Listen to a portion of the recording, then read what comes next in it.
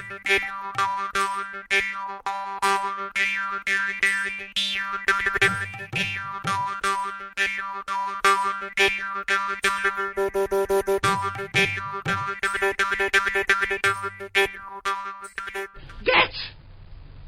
the comfy chair! Welcome to this episode of The Good, the Bad, and the Odd with your host Mark and Sam. Hi, Sam.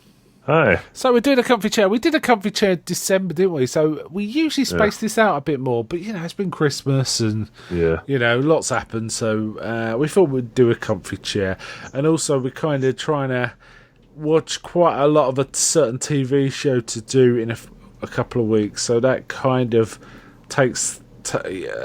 Distracts us a little. We're still putting out shows, but comfy chairs kind of help sometimes. And also, I've done loads of stuff since the last one, so it's kind of worth talking about, right? And I'm sure you have too, probably, right? Yeah, I've had to drop a few from my list. So. Yeah, me too. But I'm quite happy with my list.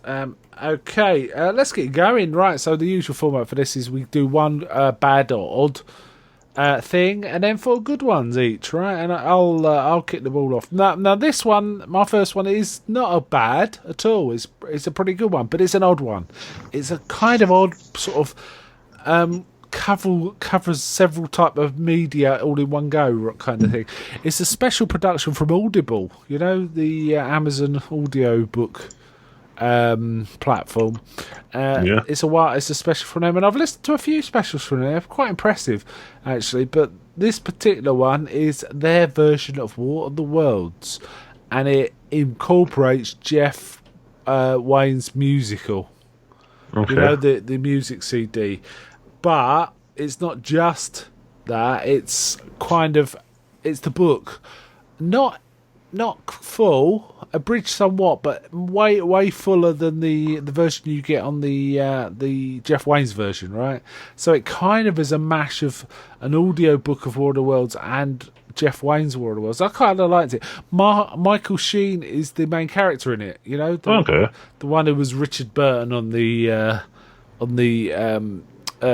Jeff Wayne version. I think Liam Neeson, when it tours, it's like Liam Neeson now. Yeah, actually does it, but it was Michael Sheen and the guy that is it I can never pronounce his first name. Edgerton, Taron Edgerton. Taron Edgerton. But it's Martin Sheen is the I'm getting them mixed up. Michael Sheen's the main character in it, and also there's a couple of the chapters is taken from Carrie's point of view, which is kind of unusual. So there's a sort of female slant on it, but it's such an impressive piece of music. It's not many song, the weird thing is usually disco versions of stuff or disco-y kind of stuff really ages stuff. Like when we go through Bond and we hear disco versions of Bond in the films, it ages the film terribly, but there's something about War of the Worlds, that disco beat, that kind of keeps working and makes it timeless in an odd way. Do you find? Yeah. So I'd recommend this. I think it was about 6 or 7 hours in all. So it's, it is a fair bit of the book. But there's quite a long musical set interludes as well. Talking about the Martian weed and stuff like that, and the tripods. It's the War of the Worlds, right? I think War of the Worlds is a great book anyway, and it was kind of an interesting version of it. So I'd recommend it. Actually, I really liked it. Okay, back to you. Okay, so my bad this time is it wasn't bad, but it was bad, but it was fun to watch. It was entertaining. It was my right? usual sort of thing that I end up watching. It's always something really terrible movie, usually from the 80s or 90s. Oh yeah, and it's hilarious. Yeah. In this case, it is Double Dragon. Double Dragon. Yeah. Oh, is that Jean-Claude Van Damme? No. Okay. No. Sorry, I'll let you talk. It is it's an adaptation of a video game for I believe it was NES. Okay. Now, the video game's story is some guy kidnapped your girlfriend, go rescue her. That's it. Yeah. The movie storyline is Robert Patrick. Nice. Yep. All right, I'm in now. Okay. Yeah. He's a weeaboo business tycoon. A weeaboo is someone that's obsessed with Japanese culture. His name is Victor Victor Geisman, but he insists that everyone calls him Koga Shuko. He's after this ancient medallion called the Double Dragon. And he wants to use it to take over this post-apocalyptic Los Angeles. They call it something like weird because it's several cities sort of it's on a big plateau. There's been some sort of horrific global event that's caused all the geography of the world to just go to hell. And Los Angeles is on like a big plateau, and he wants to take it over. But he just wants a city. That's it. He's like, I want to own my own city. It sounds like Doctor Doom. Yeah, kind of. And basically, he ends up with half the double dragon at the start because it's two pieces, and the other half falls into the care of our protagonists, Billy and Jimmy, played by two people that I don't think have actually gone on to do anything. I don't know. One of them was in V. Oh, one of them was in Brotherhood of the Wolf, and he was really good in that. He's a martial artist, anyway, in real life, I believe.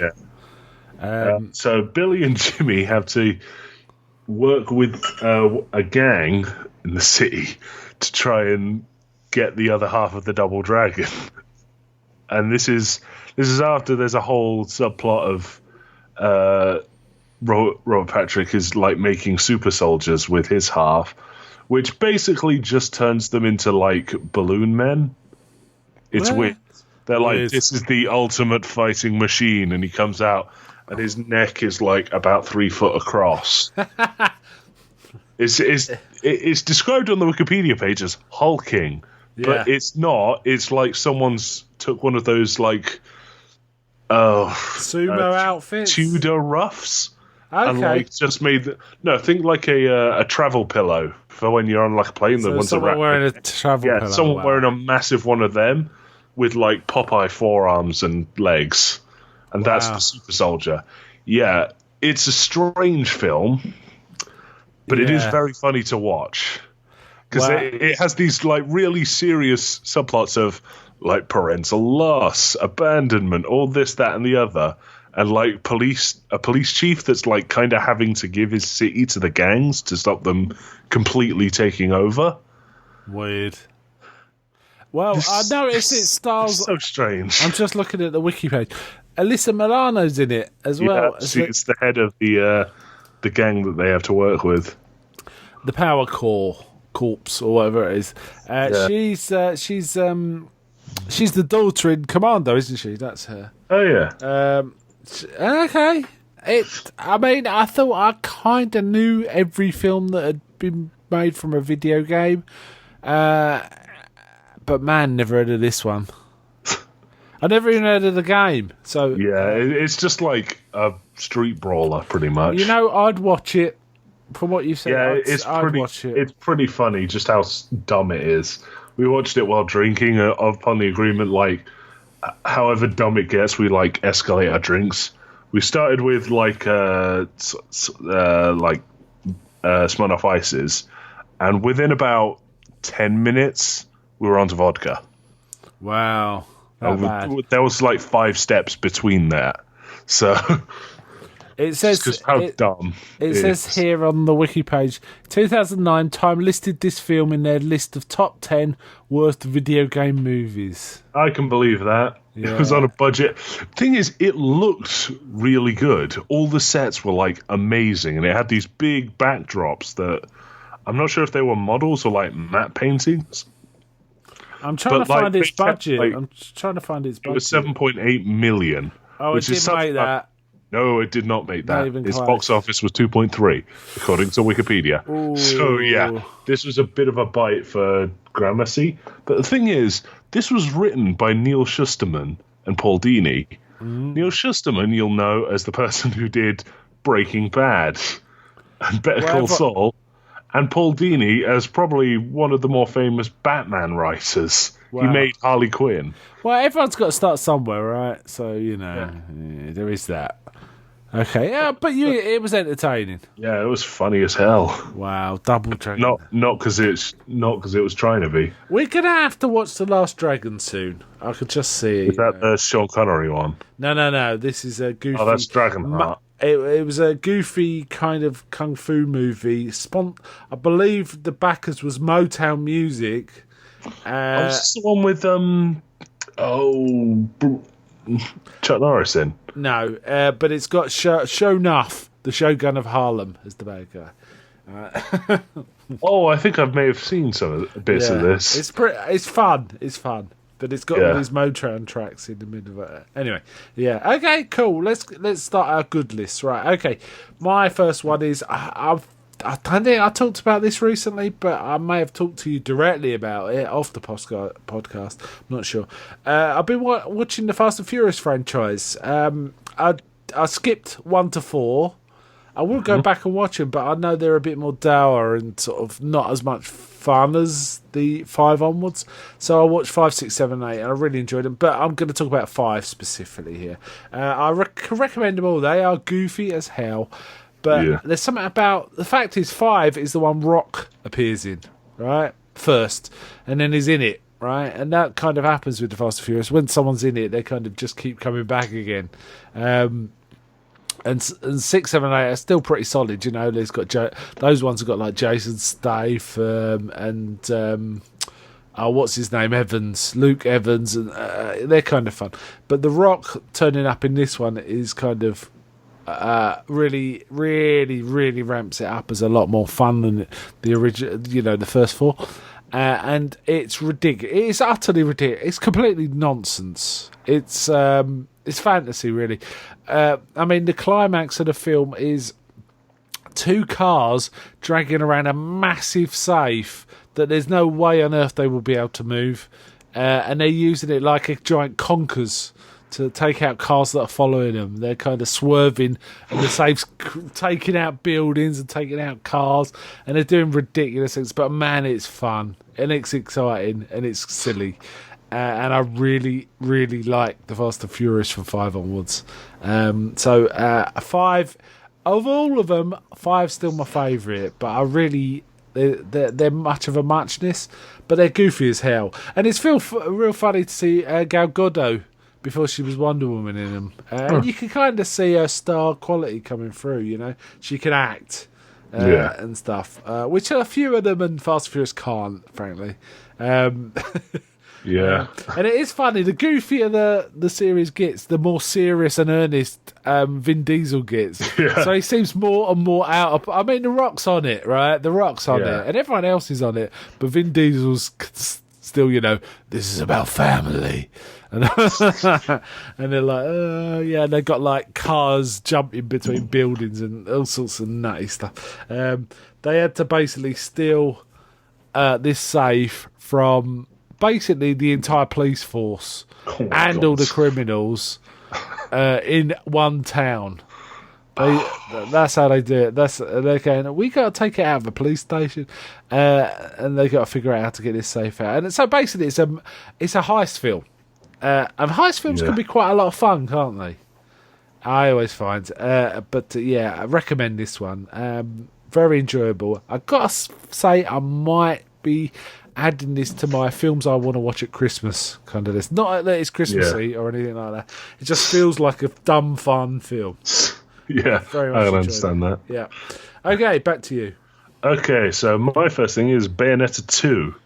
Now, Bayonetta, the original Bayonetta was PlayStation 3 and Xbox 360. Bayonetta 2 was originally Nintendo Wii U exclusive. Yeah. Which is pretty much a death knell for anything, because no one bought a Wii U, really. I'm sure there are probably quite a few people that bought a Wii U, but no one really. No one. The Switch is way more popular. It sold so poorly. So when they announced that they were going to re-release it on the Switch, everyone bought it there. So this is a mental game. I can't even. I'll try to explain it. So the opening scene is Bayonetta, a witch whose fighting style is based on stripper moves and pole dancing, She fights a giant angelic knight, as well as a series of smaller angels, including a bit where she rides a subway train as one runs after it. And you It have sounds to more fight like Deadpool, this. Yeah, yeah. You then fight this angel knight up the side of a building. You knock it away, summon this dragon with her hair to kill it. Yeah, she has this thing called the Wicked Weave, where she extends her hair, and it pulls demons out of hell temporarily, and they fight for her. I mean, that sounds cool. Yeah. Okay, yeah. Then the dragon goes rogue, and you have to fight that. And this is all set on Christmas Eve, and she's debating what needs to be bought for a Christmas party with her maybe roommate, maybe girlfriend. This is all before the title card. Nice. Said roommate / girlfriend gets her soul pulled out and then dragged to hell shortly thereafter, and the plot of the game is basically Bayonetta's trying to fight her way to hell to save girlfriend, maybe. Nice. I mean, it sounds pretty good. I mean, the first one is also ported, isn't it? Yeah, that got ported too, and I got that too on Switch. Okay, so, nice. Yeah. Nice. So you're digging the Switch? Oh, yeah. Oh, let me also clarify. It's blasting a remix of Moon River the entire time. Sounds like fun. It does sound like fun. It's completely mental. Yeah, Bayonetta. I just had a fight with a weird vine dragon thing in hell, and then my bartender came and made her into whips. It was weird.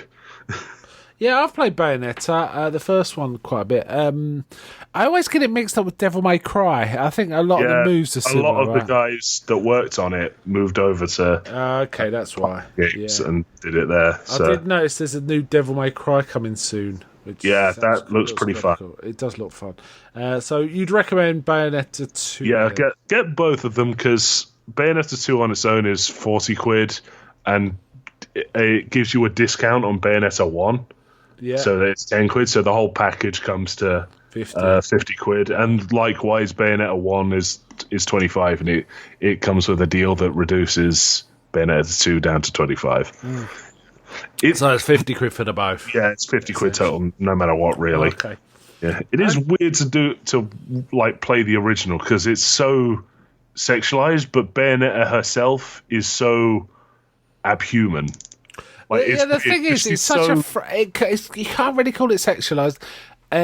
All right, if you take a still, it is. But the thing is, the game's so fast and frenetic, it's not really leery, if you know what I mean. It's not even that. The moments where it's trying to be leery, Bayonetta's design is so weird. Yeah. There's a bit where she squats down on something, and it's supposed to be oh, she's got her legs open sort of thing.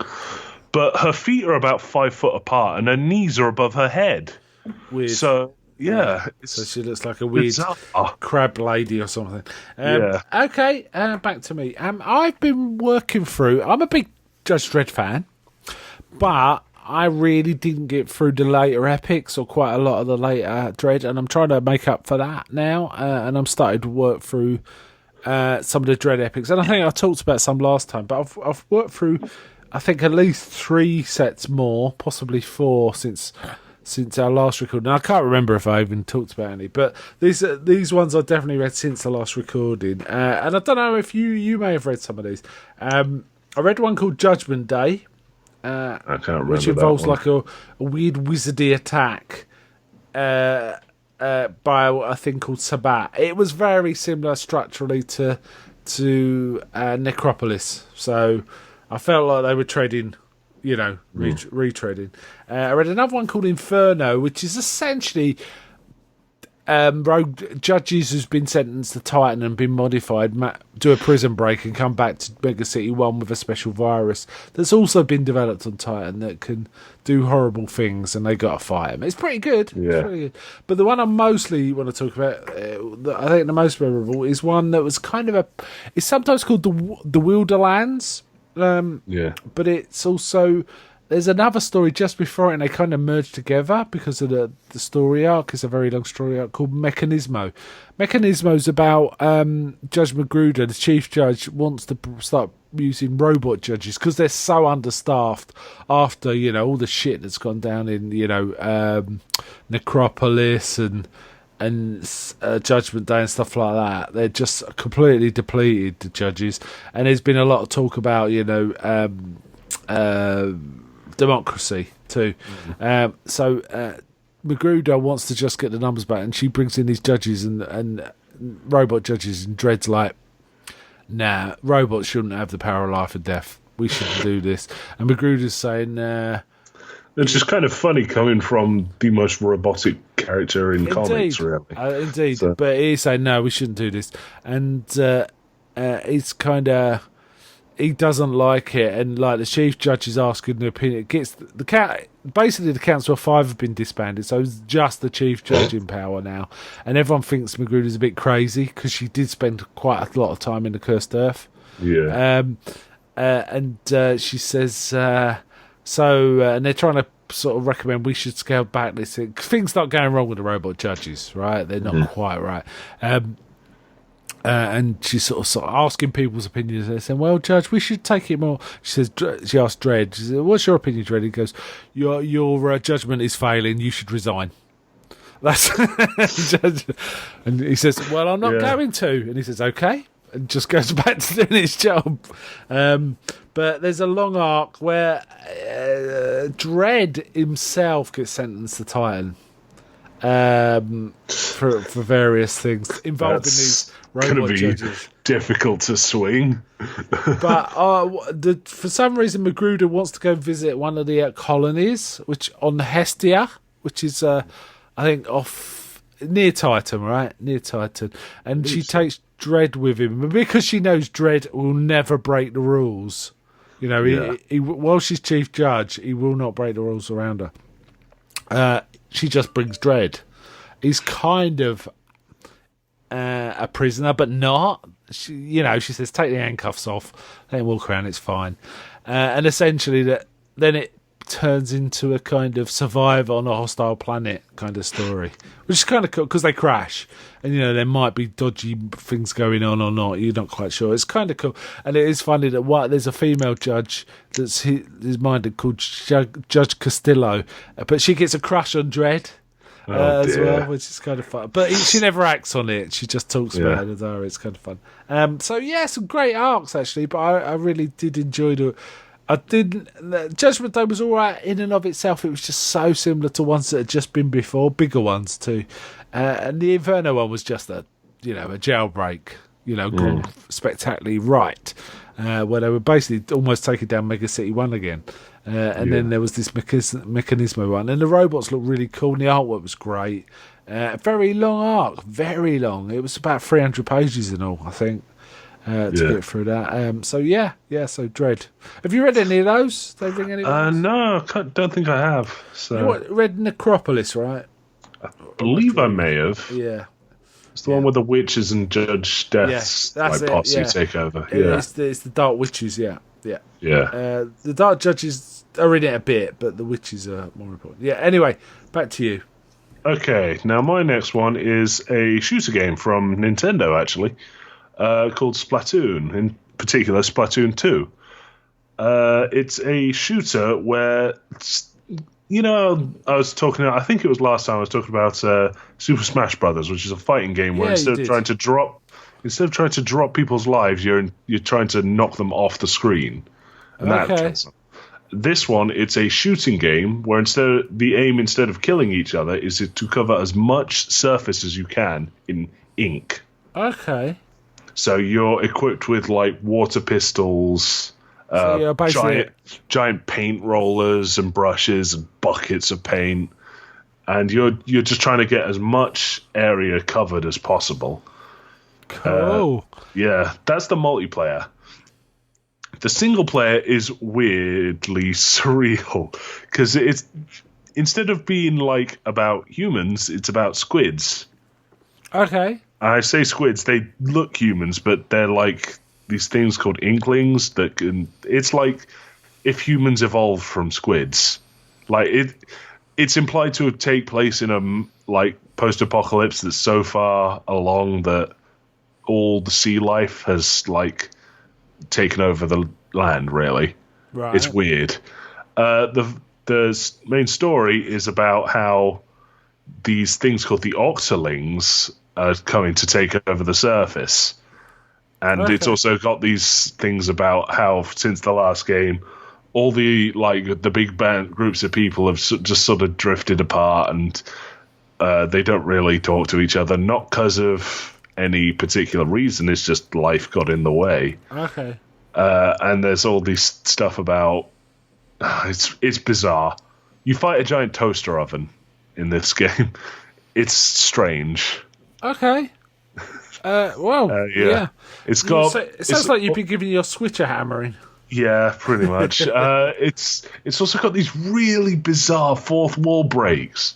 Like, I pointed this out to one of my friends. It's like, because the game's got these two hosts that sort of like because instead of doing like a normal shooter thing where it's like every map can sort of be played straight off, it like rotates what maps are available. So it's always one of two. It gives you two, and there's like a list of about 20, I want to say. Okay. And they'll like give you introduce what they are, and then maybe have like a little joke about it. And these two, they'll intermittently say stuff like, "Yeah, kids should go outside more," and the other one will go, "Yeah, don't say that. They won't play the game." But it's not just that sort of level. Like, I sent that to my friends, and they sent me a picture back of them going, "Haha, it's funny because we live in a simulation and all our hopes and dreams are a lie." It's like, what?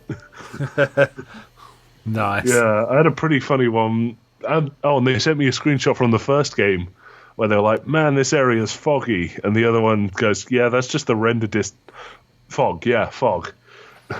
The red.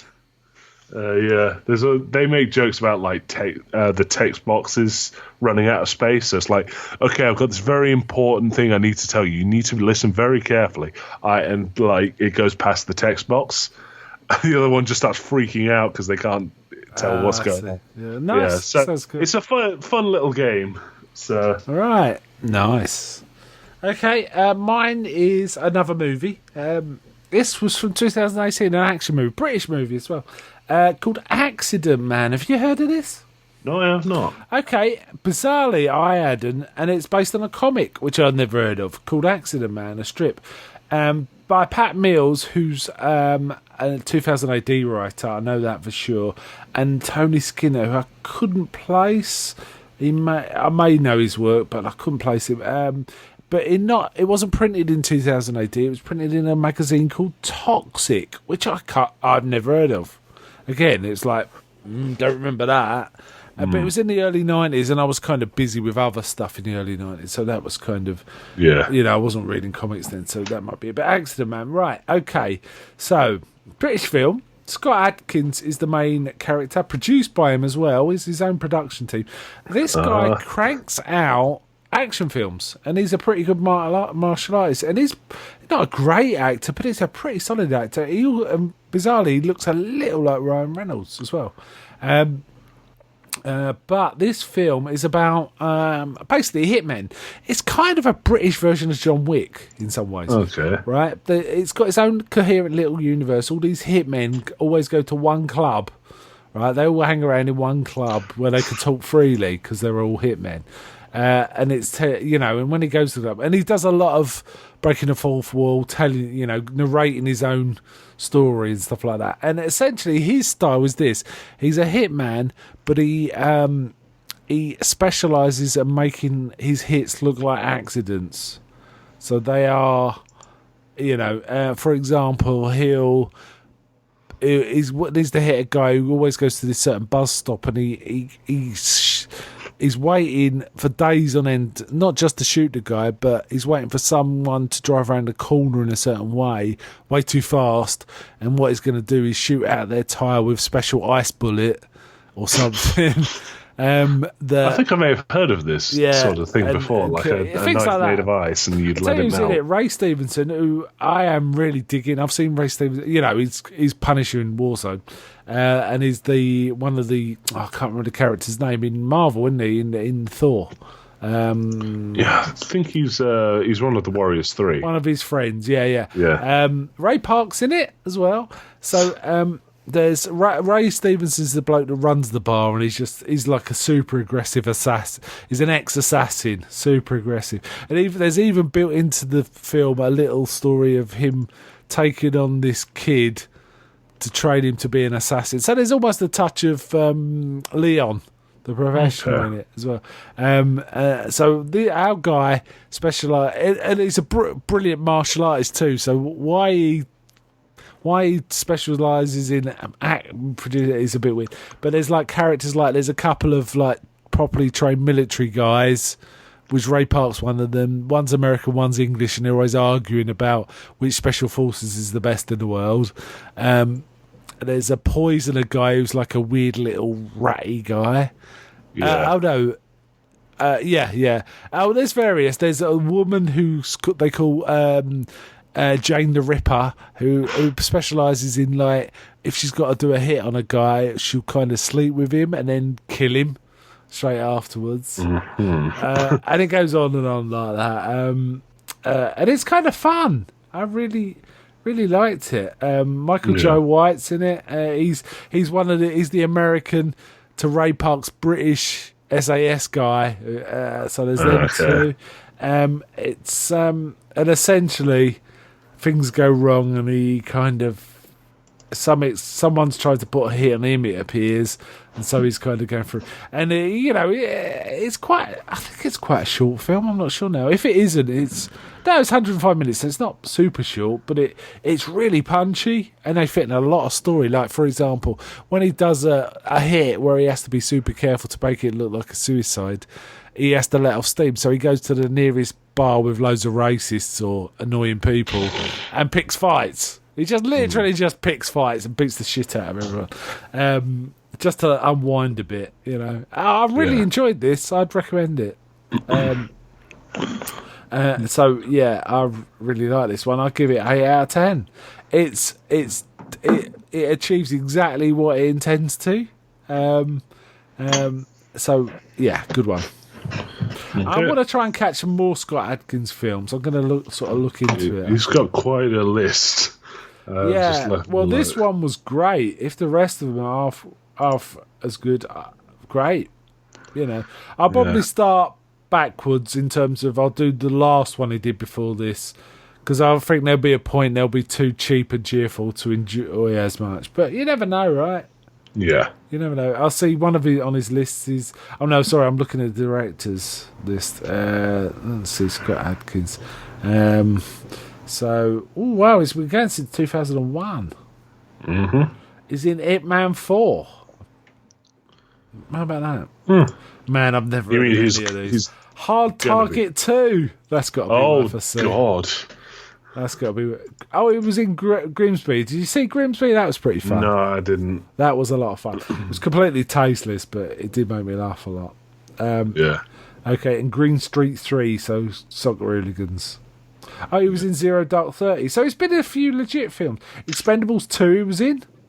Yeah. Okay, back to you. Okay, so my next one is a film that actually only recently came out in cinemas, actually. It's called Dragon Ball Super Broly. It's a continuation of the Dragon Ball Super series, but it folds like old characters that were kind of ignored back into the new stuff.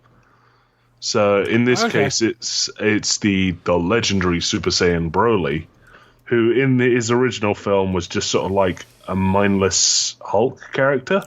Okay. And it's just a psychopath, basically, so the good guys could just beat him up without problem. In this, it's more of a sympathetic character. Okay. The opening of the film is set like about, I think it's 40 years before the present day, as it were, in the series, and we see Broly he's an alien. He's this human-like race of aliens called the Saiyans, which a few of the characters are. So there's Vegeta, Goku, and now Broly. as full-blooded Saiyans. They're born and like raised for the first few years in pods, where they just grow and like their power gets sort of built up. You know what Dragon Ball is like, right? Yeah, it's nuts. Screaming, punching, all sorts of things. Yeah, escalating. Yeah. So the king comes down to see what his son is doing, like, and he's like measures his son, and he's like, "Oh, that's really good." And he spots Broly, and he like looks at him and goes, "What's this low class doing near my son?" He goes over, he scans Broly, and his scanner blows up. Yeah. So, and then it quite quickly becomes apparent that the king is very jealous that his son is weaker than Broly. So he sends Broly off to some abandoned planet as a baby. Now, this is not new information about Saiyans. This is something that everyone was aware of. But this is the first time we've seen it done for revenge. Right. Okay. The whole first, 20 minutes of this film are this weird Game of Thrones-y power plays sort of thing. So, Vegeta sends this baby off to the middle of nowhere. Paragus, Broly's father, basically charges the throne room, accuses him in front of all of the courtiers that he's just jealous that his son's not as strong as Paragus's own, and then just leaves and takes a ship which unfortunately has another guy on it. When they get to this planet that Broly's been sent to, which is apocalyptically inhospitable. We only see two types of animals, no plants, and those animals only feed off of each other. Nice. Somehow that works. Yeah. Broly has been surviving there as a baby for 3 days. Wow. He has won. He's like the alpha being on this planet as such. Okay. They figure out he's done some stuff that Saiyans are able to do to get around it, but he's stuck on this planet. We skip a few years. We see the destruction of the Saiyan home planet by Frieza, who's a villain from the main series. And then we get to the modern day where a bunch of Frieza's guys find this abandoned planet, and as well as Paragus and Broly. Yeah. And Broly is insanely strong now because of this wasteland that he's been raised in. He's basically like if Tarzan was the Hulk. Right. They get found. The ship lands, finds this broken down ship that Paragus arrived in. Paragus is pretty much tripping over himself running up to the ship. He's so worn out and weak.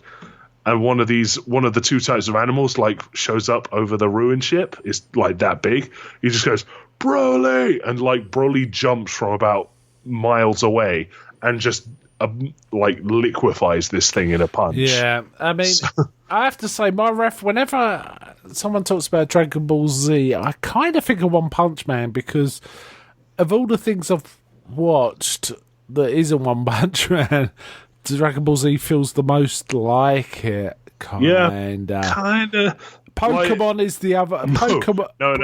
No. Pokemon's a completely different way. No, you're not doing. No, hold on. The only, Pokemon's kind of gladiatorial, isn't it? And so is Dragon Ball Z. That's all I meant, really. Okay. Yeah. So the film, basically it leads to. You know how in Mad Max the whole film was basically one massive chase with little lulls in it? So lulls. Mad Max 2, yeah. No, see, Mad Max Fury Road, I meant. Oh yeah, for sure. So this film is basically one massive fight with the characters switching out because it's such a ferocious fight. Nice. That sounds all right. It's really awesome to watch because it's so well choreographed. Oh, cool. It's not got that. Just to be clear to everyone listening, this is an anime, right? This is an animated film. It's an anime. It only got released on the 23rd, and today is its last showing. 23rd of January. Yeah. So a few days ago. Yeah. Okay. It was only in cinemas 5 days. Okay, wow. It's absurd. But it's I think it topped the American box office for a couple of days. That's how popular this is. Right, that sounds cool. Yeah, it's kind of fun to watch. You can sort of get into it, even if you haven't watched the series, because they, as awkward as it is, they do info dump most of Dragon Ball Super. It's like, man, we need to get stronger. Ever since we went to the Tournament of Power, we fought all these characters and this, and this. It's a few bits like that, but there's just a lot of good animation. The soundtrack's really good because it's just like these crazy metalheads screaming the characters' names over and over. It's like, go, Broly, go, Broly, go. It sounds almost like a parody of itself, actually. No, it's so good. Okay, cool. Right, okay. Gave character to Broly. So again? He's no longer just a psychopath. He's like this kind of timid Tarzan-esque guy. Okay. So yeah, it's a really fun film. Cool. Nice one. And so it was in the cinemas, but it's ending. I mean, by the time I get this out, it'll probably be off, but it'll be available soon, right? Probably, but this is just Lincoln where we get price gouged horribly. Okay. And the Lincolnodian is not good. Okay. So it might still be around in other places. Fair enough. All right. Okay. So my next one is a Netflix series, Haunting in a Hill House. Got through 10 episodes. Have you seen any of this? Have you watched? No, I've heard of it. Not really. Essentially, it's The Haunting in the Hill House is a book by Shirley Jackson, a great book actually. It's had one great film version called The Haunting from 1963, and one supposedly horrible film version from 1999, who I think had. I have seen it. Had Owen Wilson in. Owen Wilson's in it. That's right. Yeah. I've not seen it, but I am watching it. He gets his head taken off by a giant swinging axe. No, I haven't seen it. But I am going to be watching it for another podcast. However, this TV series is a family moving to the Hill House. Okay. So, sorry, I should have said the original story has like ghost investigators going in, right? Whereas Haunting the Hill House is just a family moving, and the dad's a handyman. Basically, he wants to fix up the house over about 8 weeks in the summer and sell it on, make a big profit. But with stuff, and this house is massive. It's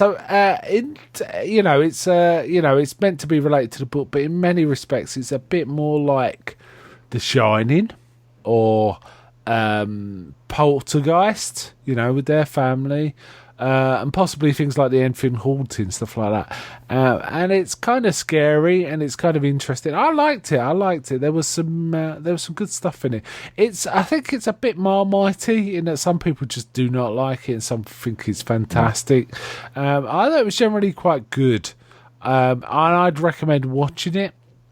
I didn't particularly like the final resolution of what the house was about, because I felt like it didn't feel like it was going that way at all for the first 9 episodes. But that's a personal choice, and I know lots of people think the ending is really good.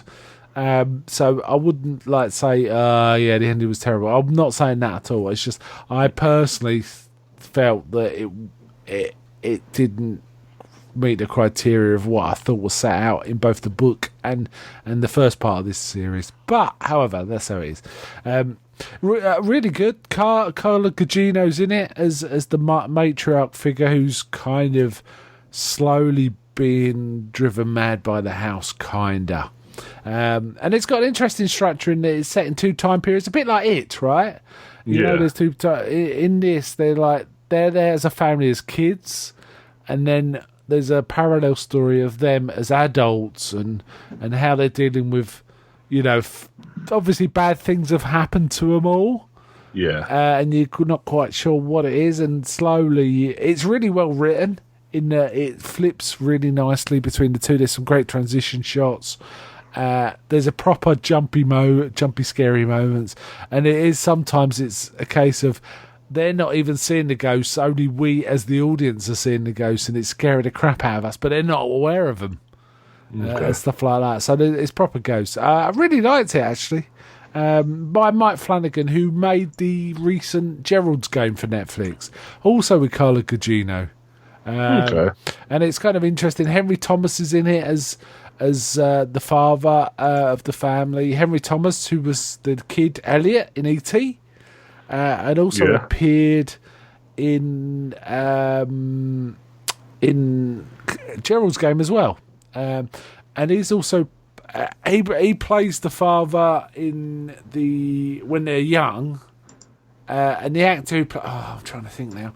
It's the actor that was in. I've seen him in a recent Stephen King adaptation, The Dark Half, when he was a lot younger.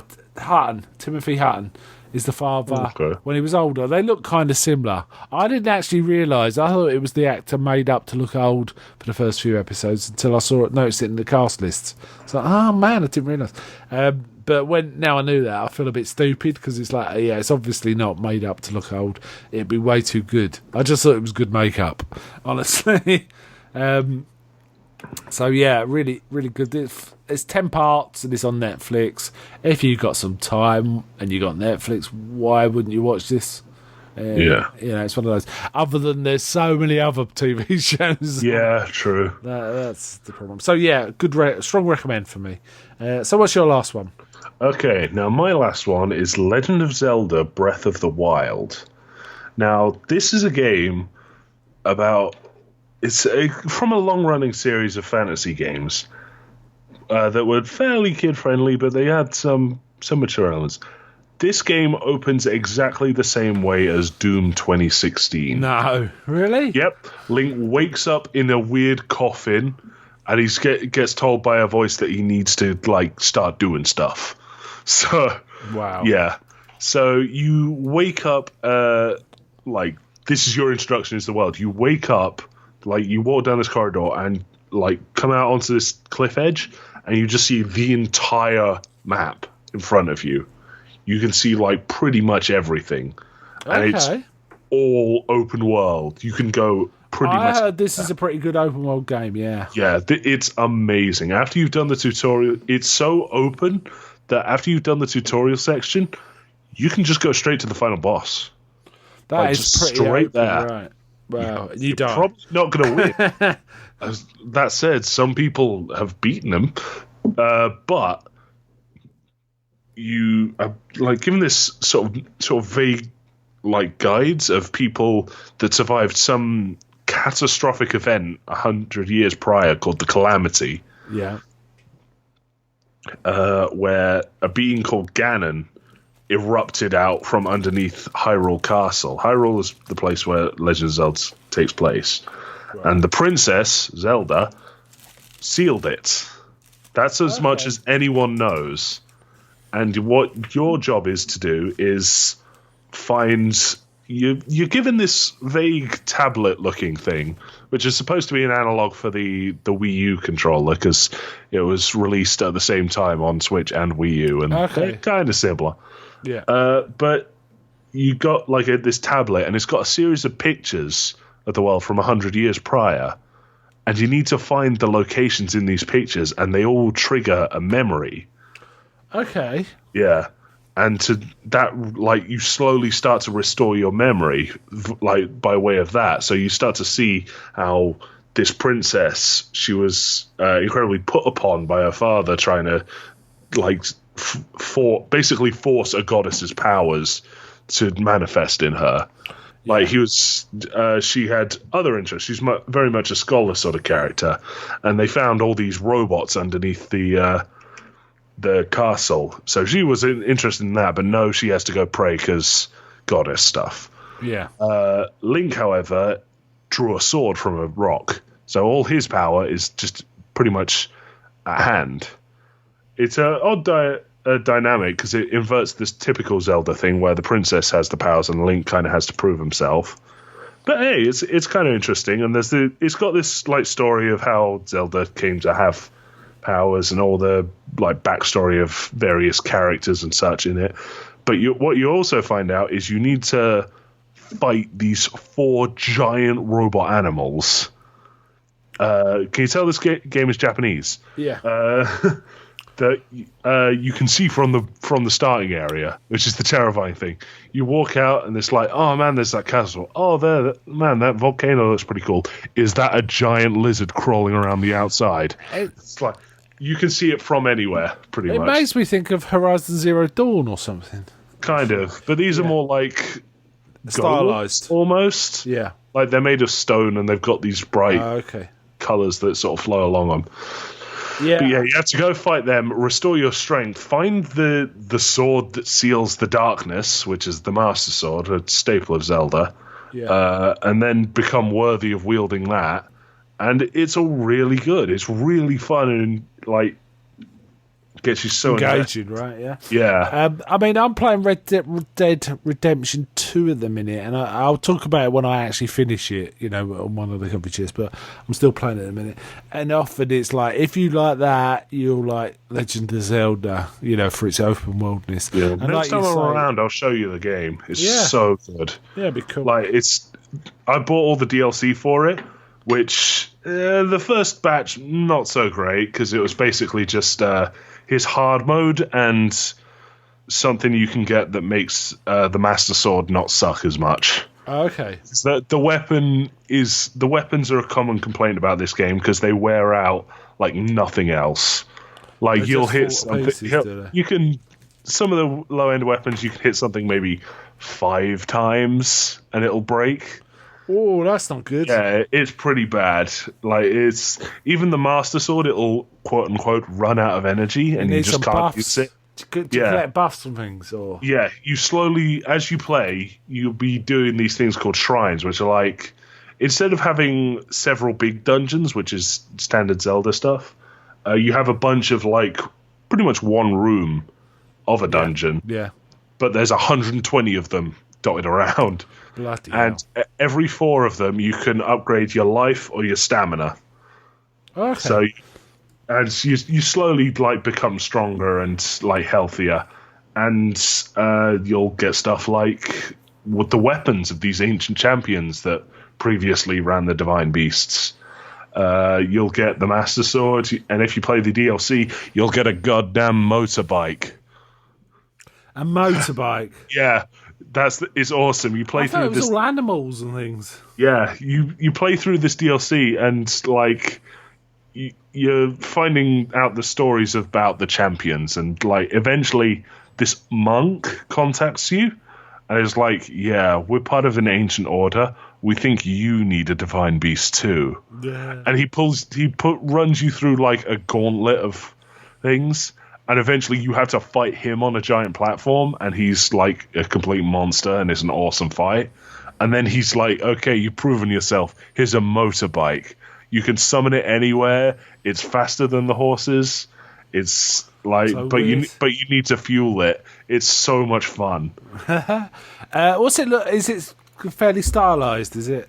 Not that stylized, actually. Is it It's beautiful?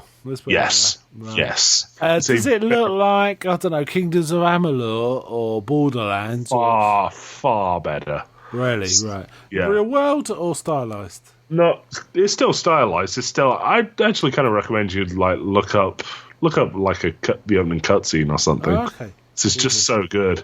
Will do. Yeah. Okay. Cool. Right. I think that does our comfy chair for this week. What do you think? You've been hammering the Switch. I've been hammering the DVD player. Yeah, well, I just got it. I need to put some use into it. Yeah, fair enough. You just got your Switch. Yeah. Okay, then. Cool. All right, then. So until next time, bye from me. Bye.